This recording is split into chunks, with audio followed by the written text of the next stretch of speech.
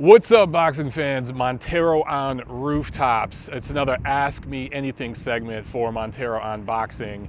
It's got some good questions from you guys over the last couple days, so I'm going to jump right in, man. We're going to start with Fate Cantu 4, and he asks, know any Italians with the last name Cantu? I don't know if that's a trick question, if you're an Italian guy with the last name Cantu or not, but off the top of my head, no. But I can think of a boxing judge named Jerry Cantu, who's out of California here. He recently scored the Rios Avanesian fight in Costa Mesa. So, yeah. But Italians, off the top of my head, I don't know. It does sound like an Italian name, though. Anytime you end in a vowel, it's probably Italian. John Tufine asks, with you moving and all, will you still occasionally be hosting episodes of UCN Live? I think you're talking about 10 Count, which is a regular series we do on UCN Live. And the answer is yes. Guys, I know a lot of you are concerned about me moving across the country to Atlanta, which, although it's a top 10 media market in America, it might even be close to top 5 media market, it's not a boxing market. It's not known for that, right? But I'm already coming back here to LA in July and September for projects. So I'm gonna be coming out to LA and Vegas all the time. I'll have better proximity to New York now to cover more of those fights, Florida fights, Texas fights. When there's fights up in Chicago or anything like that, I can get there real easy. So my boxing coverage is actually going to increase with this move. I'm already very well established on the West Coast. Obviously, I'm going to further establish myself on the East Coast with this move. That's a big part of the reason why I'm doing it. But anyway, to answer your question, bro, yes, when I'm out here in town, UCN Live, what they like to do is they schedule these 10 count shoots and they put everything together where we shoot like 6, 7, 8 episodes in one taping. And so they'll try to schedule that around when I'm out here so I can host those and continue to do that. So absolutely. Bulldog Boxing asks, why the hate for Ryan Garcia? I don't know if you're referring to me or just the hate Garcia gets in general on social media. No hate from me, man. For Ryan Garcia, good looking prospect, and I get it. I just have a little fun with the kid and I make jokes. I call him Justin Bieber because he's the biggest, closest thing to Justin Bieber that we have in boxing. I get it that there's other good-looking fighters, you know, guys like Anthony Joshua, he's a hit with the ladies over in the UK and stuff, but he's more of an alpha male looking, you know, masculine kind of guy. Ryan Garcia is a pretty boy, you know, he's a skinny, kind of little hipstery looking dude. He reminds me of Justin Bieber, and maybe there's somebody more modern than Justin Bieber. I don't know, you guys tell me. But yeah, some of the hate he gets on social media and stuff, that comes along with the popularity that he's getting. You have 800,000 followers on Instagram, you're gonna get some haters. And if you're brash and talk as much shit as he does without having really proven himself yet, at least, you know, for the level of shit talk he does, you're gonna get haters, bro. And that's all that is, man. It comes with the territory. Fight Scout asks, are you moving to Koreatown in Georgia, about 40 minutes away from Atlanta? Yeah, I think I know what you're referring to, man. I didn't know this until recently, but Atlanta, Georgia, surprisingly enough, has the second highest Korean population outside of LA in America. Who knew? I sure as hell didn't know. It's an area about 20 miles north of town, and it's one of the better suburbs. I think it might be the best suburb of Atlanta. So yeah, for some reason I'm here in LA. I wound up in Koreatown and with a lot of Korean friends, and now I'm moving across the country to the second highest Korean population in America. I can't stop Koreans. I don't know what it is. I can't escape you guys. Koreans are cool with me, man. Anyway, next, Rockstar 1996. What are your top 5 Fight of the Year nominees so far? Good question. The 2 World Boxing Super Series cruiserweight fights we got, which was Usyk Brady's and of course Gassiev Dorticos, right? Valdez Quigg, Wilder Ortiz, and then probably Rungvisai Estrada. I know I'm forgetting 1 or 2, but just off the top of my head. This weekend we have a fight that could become a contender with Linares Lomachenko. What I find most interesting about that, just thinking off the top of my head, there's only 1 of those that was on HBO. And it was between 2 non-American fighters, or 2 non brands, you know, that they have on pay-per-view and stuff like that. So HBO Boxing, whew, I don't know, man. I don't even know if that's a thing anymore. Bulldog Boxing has another question. When can I get 15 minutes to pick your brain about expanding my position in boxing media? I'm currently writing for Ringside Report and doing some stuff on YouTube. Hey man, next fight that you're covering live, let me know. If you come out to LA or to New York or to any of the fights to cover live for the Ringside Report guys, hit me up, man, and we'll talk, we'll chat, you know. But you gotta be half crazy to get in boxing media. It pays shit and it's a thankless job most of the time, but it's a lot of fun if you love boxing. Edgar Valdez asks, where did you buy your wife the ring? Well, she's my fiance, she's not my wife yet, but I bought it in downtown LA. There was, I researched a bunch of jewelers. I found one. You know, I looked at a few, but there was one. It was a husband and wife kind of mom and pop operation, and they were just really great people, and that's who I ended up going with. I bugged the hell out of them because for weeks I went in there asking a million questions about diamonds. I never knew how damn complicated this shit was. Color, clarity, cut, you know, the depth of the diamond, the shape of it, blah, blah, blah. So I learned a bunch about diamonds and I found the perfect one for Tiff. Pete Rosario asks, I've been following boxing since the 80s. Most of the time, the great fights were always on the outdoor arenas. What can we as boxing supporters do to bring the outdoor arenas back? Well, there are still some outdoor arenas. As a boxing supporter, support events at those arenas. StubHub Center here in Los Angeles, which just had 2 fight cards last week, Friday and Saturday. Come out to those shows, support them. But I'll tell you this, as boxing has become more and more prevalent on premium cable, they don't like the outdoor venues, and TV in general doesn't like the outdoor venues because bad weather can screw up the TV product, because it costs extra money to prep for weather. As far as, I'm not going to get into all the technical stuff, okay, with all the equipment and all that, but I tell you, Valdez Quig, ESPN had to spend extra cash to prep for the rain and to make sure their equipment was safe and the broadcast would not be interrupted by the rain. Promoters don't like it either because rain screws up ticket sales and everything else. So that is the biggest reason you don't see more outdoor fights.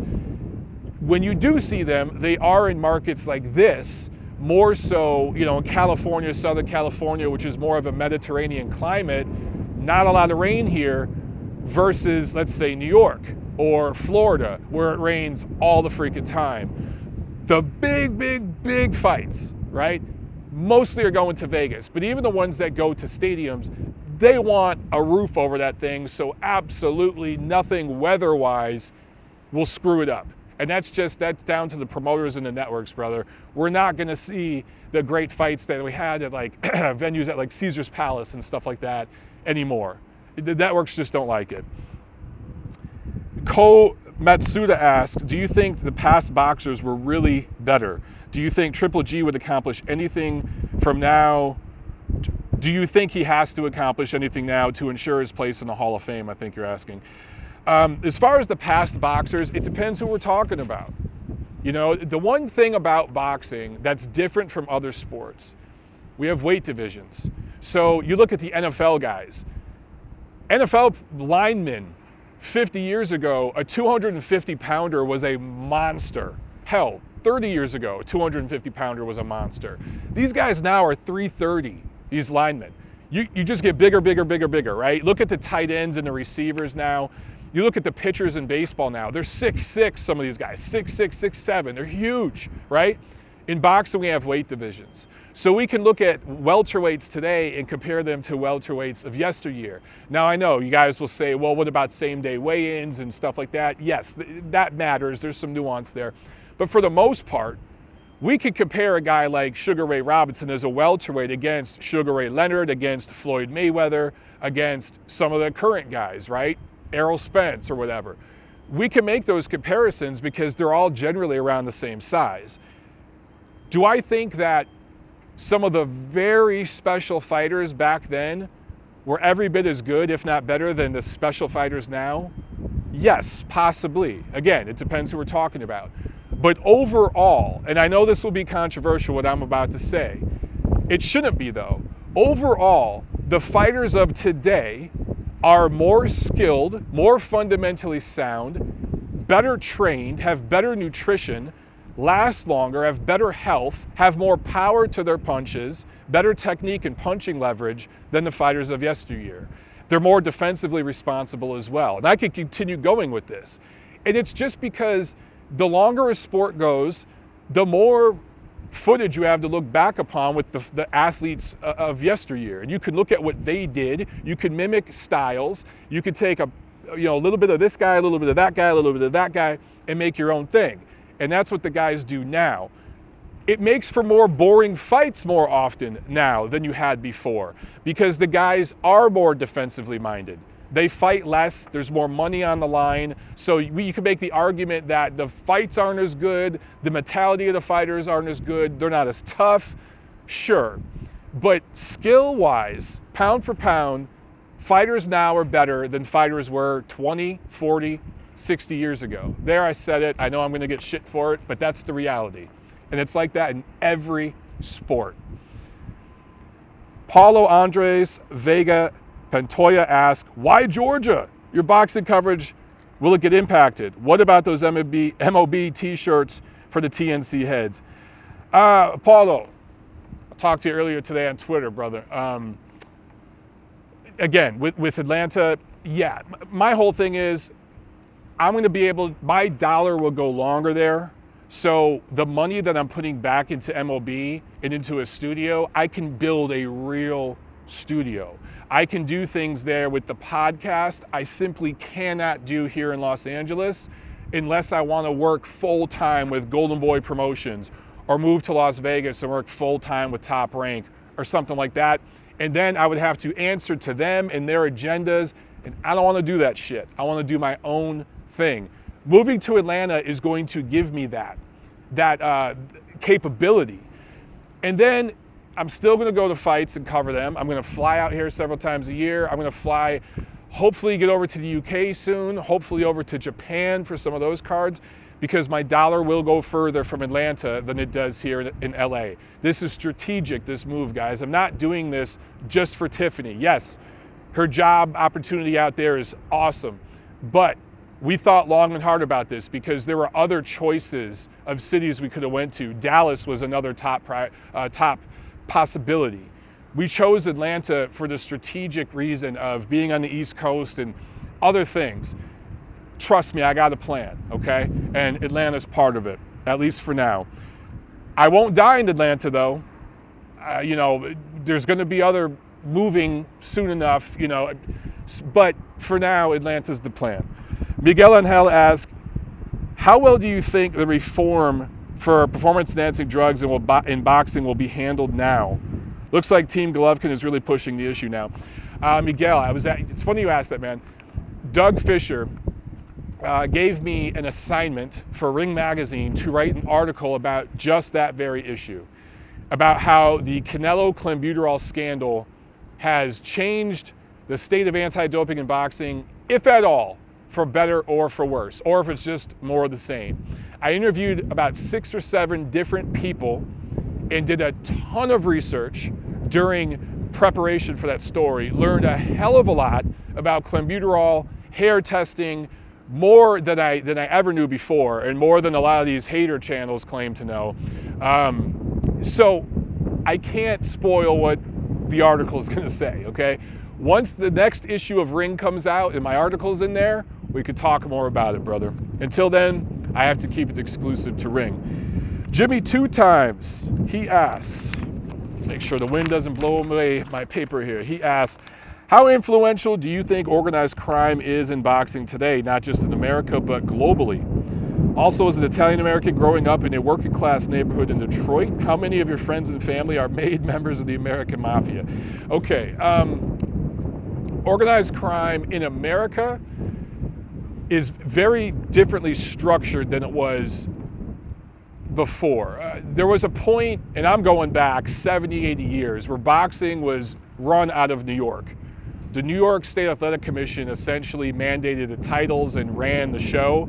And organized crime, the Cosa Nostra, had their hand in everything. Then it moved to Vegas, and it was more the Chicago outfit that, and some elements of Kansas City and some other areas, other families that owned what was going on in Vegas. And they had their finger in the pot as well. You still had a scene in Atlantic City, and the DeCalvacante family in Jersey, and some of the guys in New York, mainly like the Bonanos and those guys, they had their finger in that pot as well. And then, of course, there were things going on in Florida. Some of the New York guys ran things in Florida for a while. Yeah, there was still some elements of it. What it is now is the prior La Cosa Nostra guys bought up legitimate businesses, and their kids, their grandkids own pieces of legitimate casinos, parent companies that own casinos, venues, things like that. So they are taking some cash still today from fights that happen in Vegas and stuff, but they're doing it legitimately. Some of these guys got involved in some of the state athletic commissions and entities like that, even some of the sanctioning organizations with real legitimate positions, even if it was like contractor work and stuff like that.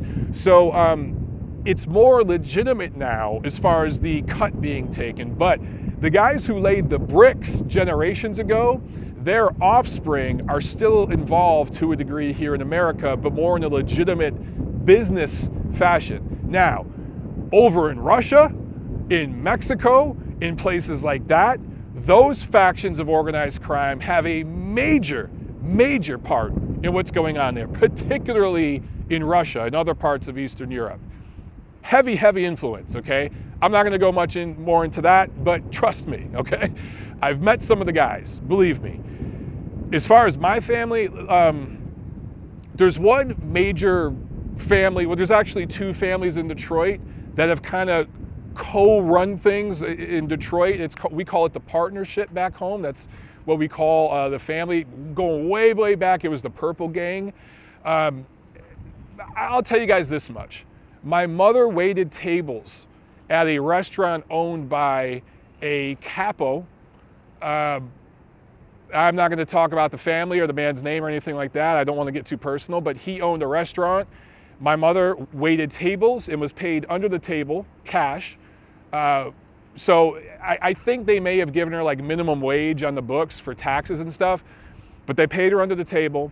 And growing up, it was a kid, I'd be hanging out at that restaurant a lot. And some of the other waitresses there, they had kids, and I'd hang out with them, and we called them cousins, even though they weren't my cousins. And I had a bunch of uncles and stuff that really weren't my uncles that were associated with what was going on there. And there would be times as a kid, I'd be running around playing in the cooler, and I'd open up the cooler, the freezer, and there'd be a bunch of fur coats in there. Or there'd be a bunch of jewelry when I'd open up a cupboard or something. I'd see weird things, and as a kid, it became normal. I didn't understand what was going on, but now looking back, yeah, there was some things going on being funneled through that restaurant. And that's all I'm going to talk about for right now in this video. Miguel Angel asked another question. Also, what can we as educated and willing fans of fighters of this era do to make a change, not only with performance-enhancing drugs, but BS judging in boxing? Stephen A. Smith, the guy on ESPN, he should be the one getting heat for his words. He blamed Triple G for Canelo getting tested. I know what you're referring to, man. As far as the bullshit judging, look, last September, Canelo Golovkin, I brought heat on Bob Bennett for Adelaide Bird. If you see a card that Adelaide Bird is scoring for, or something like, or judging for, don't go to the damn card. Blast people, blast the promoter on social media. The Nevada State Athletic Commission, these athletic commissions, they're not really on Twitter, but the promoters are, the sanctioning organizations are. Blast them. If you find out Adelaide Bird scored a fight for whatever card, wherever it is, even if, let's say it's in Germany or it's in France or something, and it's a WBC title fight, blow up the WBC's Twitter page, blow up Mauricio Suleiman and be like, how the hell did you allow this judge to score your fight? When it comes to performance-enhancing drugs, hold the fighters accountable, the sanctioning organizations accountable. Don't go to their fights. You want to watch on TV for free? Fine. The fighter doesn't, you know, that's really not helping them in terms of money. But don't order the pay-per-view. Don't buy tickets to their fights. You guys have power with your wallet. Remember that. American Boxing fan asks, watching a few of your maintenance training videos, I was curious to see why you didn't pursue a career in boxing. You know what, dude? It was one of the great regrets of my life. And make no mistake, I was never going to be a serious boxer, you know, as a professional or anything like that. But I do regret that I didn't do 4 or 5 pro fights, 10 pro fights, somewhere in that range. And I absolutely could have. Was I ever going to contend for a freaking title, even a regional title or something? No, absolutely freaking not, and I'm not trying to say that. But could I have fought 4 or 5 times just to say I did it, just for the experience? Absolutely. I had enough skill and talent. I mean, now my training videos, I look like shit. But go back to when I was 20 years old, I absolutely could have did it. And it just didn't happen, dude. It just, for 1,000,001 reasons, most notably for me, just not very disciplined. I just wasn't disciplined enough. I wanted to go out and get pussy. I wanted to chase women. I wanted to run around with my friends in the street. That's why. I didn't want to be training 3-4 hours a day to go fight to make $200 when I could be with my boys on the block doing little hustles and schemes and making 10 times that kind of money in an hour. So it was my stupidity in my youth. That's why it didn't happen. And now I'm just too freaking old. I'm going to be 39 years old next month. So yeah, do I like to train and work out still? Do I still spar? Yeah. Can I hold my own? Yeah, a little bit. But, you know, it just didn't happen, man. And it sucks, but it didn't happen. Don Flamenco asks, are you gay if your finger rips through a hole through the toilet paper while wiping? No, not necessarily. It means you need to, one, buy more expensive toilet paper. That 2 or 3 ply shit, it works. But 2, you're gay if your dick gets hard if it happens. If it breaks through the toilet paper and your finger goes up your ass and you go, oh, fuck, you're not gay. But if it goes up your ass and you go, oh, fuck, and your dick gets hard, you're absolutely fucking gay. Top Nerd, Rumble Young Man Rumble. He has a few questions. What does Tiffany and yourself feel about the summit that just occurred between North and South Korea? Do you see it as legitimate change or just propaganda? I don't trust Kim Jong-un. That family going back generations is crooked as hell. It makes the Suleiman family look like saints. And you know what? That's an unfair comparison, man. I shouldn't have went there. Okay. 2 completely different stratospheres, all right? I take that back. But still, I don't trust Un.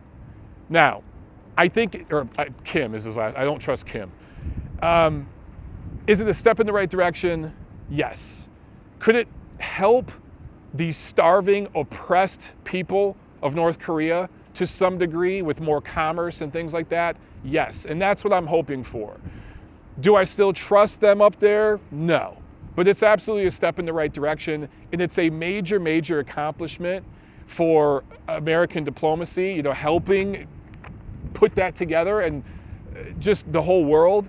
And I don't understand why the news here in America aren't talking about it more with more excitement. I don't quite understand that. Number 2, do you think there will be another real estate bubble similar to the meltdown we almost had in 2009? Absolutely. It's part of the cycle. And we already have a slowdown going right now that's going to continue for the next year or so. I'm selling my condo at the perfect freaking time. Going to wait about another year before I buy something else because everything's starting to dip and slide down. Bubble-wise, probably got to wait another 10, 15, 20 years. But all those loan remodifications that the previous presidential administration put together to help solve that housing bubble crisis that, you know, led to an economic downturn right when he came into office was just a Band-Aid. And he wasn't the first, won't be the last to do it that way. They just kicked the can down the road and put a Band-Aid on. All those loan remodifications, they're built in such a way to where the payment is low up front, but there's a huge balloon at the end. So when all these loan remods, that balloon blows up, a bunch of people are going to foreclose again, and the same thing is going to happen all over again. Number 3, do you feel Canelo will fight a tune-up fight in September and wait for Triple G to get older? I hope not. I really, really hope not, because the Mexican fans will give Canelo so much shit if he does that, especially if it's a guy like Spike O'Sullivan or something. If it was Billy Joe Saunders or someone like that, I think it'd be okay. But he's got to fight Golovkin, man. But I'm starting to worry if that's going to happen. He's so pissed off at Golovkin right now. And not only that, Canelo is really pissed off with Golden Boy Promotions right now. He feels they did not, quote unquote, protect him or take care of him with this whole matter related to the Nevada State Athletic Commission and them suspending Canelo. And they were really, really furious that they got suspended for 6 months. And I give the commission credit, because basically they told Canelo and his lawyers and Golden Boy, well, we could give you fuckers 2 years, or you could sign this agreement for 6 months. What do you want? And basically they said, all right, fine, 6 months. But Canelo's not happy with Golden Boy right now. Pacquiao or Matisse, and how? Right now I gotta go with Pac. I gotta think about it more. Matisse has a shot, but just based on skill and everything else, I gotta go Pacquiao right now. Hashtag Joshua Weiler asks, what do you think about Joe Joyce, the silver medalist from 2016, and Tony Yoka, the gold medalist from 2016, both heavyweights? Heavyweight prospects right now. And the only guy I could think of at heavyweight is Daniel Dubois in regards to heavyweight prospects. And yeah, so hopefully you guys aren't hearing that. The ghetto bird out there in the sky right now, the chopper. Joyce, good size, 6'6", 250-ish. I would like him to cut 10 pounds, but good size, but really raw. Started boxing in, I want to say like 22, 23 years old. The thing is too, he's advanced in age, bro. He's turning 33 this year. So unless they have a fast track plan for this dude, I just don't know. He might get in there right at the right time where guys like Wilder are getting old, but Joshua is still going to be around 3-4 years from now. So if they're building him up for an eventual fight with a guy like him, I don't know how that's going to look, man. Right now, really, another one of these guys that got to boxing late, and I'm not sure the impact he's going to have. Also, I don't like the fact that he's promoted by Richard Schaefer and David Haye. They will get him money. They will get him lined up for a money fight. That's what those guys are good at doing, especially over there in the UK. But developing him, I'm not so sure they're going to do that very well. For Yoka, good size too, 6'7". He weighs around 240. I like that weight and size better. Also, he's turning 26 this year as well, so he's younger. Looks to be overall the guy with more potential than Joyce. And I know he beat him in the Olympics, and a lot of people feel that Joyce got robbed and deserved that decision. And I remember watching it live and thinking Joyce won that fight. I get it. But pro style and potential, I think Yoka probably has more. It just depends on how he catches. And there's rumors that the guy doesn't catch very well. For my money, the best heavyweight prospect right now is Daniel Dubois. Young as hell, turning 21 this year, and he's with Frank Warren, who is not new to this game. He knows how to build a guy up. He's kind of the top rank of the UK in a certain respect.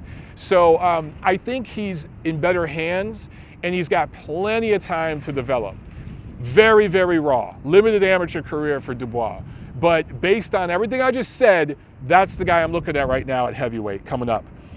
Hashtag Joshua Wilder also asked, do you believe the rumors that Mikey Garcia is going to sign with Dana White? What consequences will that have? So I talked about this a little bit on the Neutral Corner this week. It's hard for me to get excited about anything Mikey Garcia does.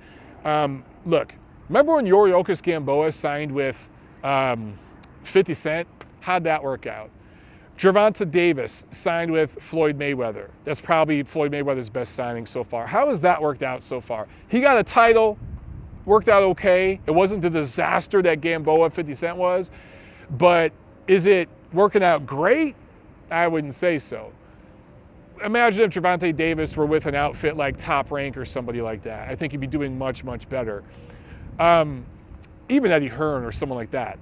But Dana White, Zuffa Boxing. Does Dana White know what the hell he's doing in boxing yet? Is he established? I don't know. If Mikey Garcia signs with Zuffa Boxing, it'll be very good for his wallet. He'll make a lot of money. For his career, his legacy, I'm not so sure. But I don't think Mikey Garcia cares about that. So all in all, it'll be good for him. Long term for Zuffa, I don't know. I don't know. Are they going to be in boxing 5 years from now? The odds would say probably not. Chris Marinoff asks, just a bunch of quick questions. Flying or driving? If it's less than 5 hours, driving. I hate flying. I'm too tall for that shit. Now, if it's an hour-long flight, 2-hour-long flight, flying. Definitely flying. But if it's more than like 3 or 4 hours, oh, I hate flying. Cooking or dining out? Cooking. Cooking. Unless it's with a big group. Now look, you got a house, you got a barbecue, you could do a barbecue in your backyard, cooking. But right now, I live in the city, I don't have such things. So if I got a group of friends, dining out. But if it's one-on-one and you're with your lady, cooking's the way to go. Dream car. You know what, dude? I don't really have a dream car, but I'll say this much. I've never owned a new car. I've always had 10, 15, 20-year-old buckets. That's what I've driven because I've been broke my whole life. When I move to Atlanta, one of the first things I'm gonna do is buy my first new car, I hope. Maybe not new, it might be like 3 years old or something, but it'll be the closest thing to new I've ever had, and I'm excited for that shit. Gassiev versus Wilder, who wins? You gotta favor Wilder right now just because of that right hand. Although Gassiev has shown a hell of a chin, I gotta think about that, man. They've sparred, and from what I've heard, Gassiev wouldn't tell me, but some of his people that I've talked to have told me Gassiev more than handled his own against Wilder. I think that fight would come down to, could Gassiev eat the right hands and make it into the late rounds? If he works that body and gets that fight into the late rounds, he might have a real shot at not only beating Wilder, but stopping him. Seriously. AKFIU, Akfu, I'm not sure how to pronounce that, asks, any chance you could do a yearly trainer special where you spend 2 weeks in training camp with a trainer doing interviews? That would be fun. Something like that would be a lot of fun. The problem is, doing that with like a busy, notable trainer, that's going to be hard, bro. These guys are doing this stuff for big, big bucks, and they have 7-figure, sometimes 8-figure fights on the line. They're not going to work with a guy like me. Now, a lower level trainer that maybe is a semi-pro trainer working with semi-pro guys, I could absolutely do that, and that might be a lot of fun.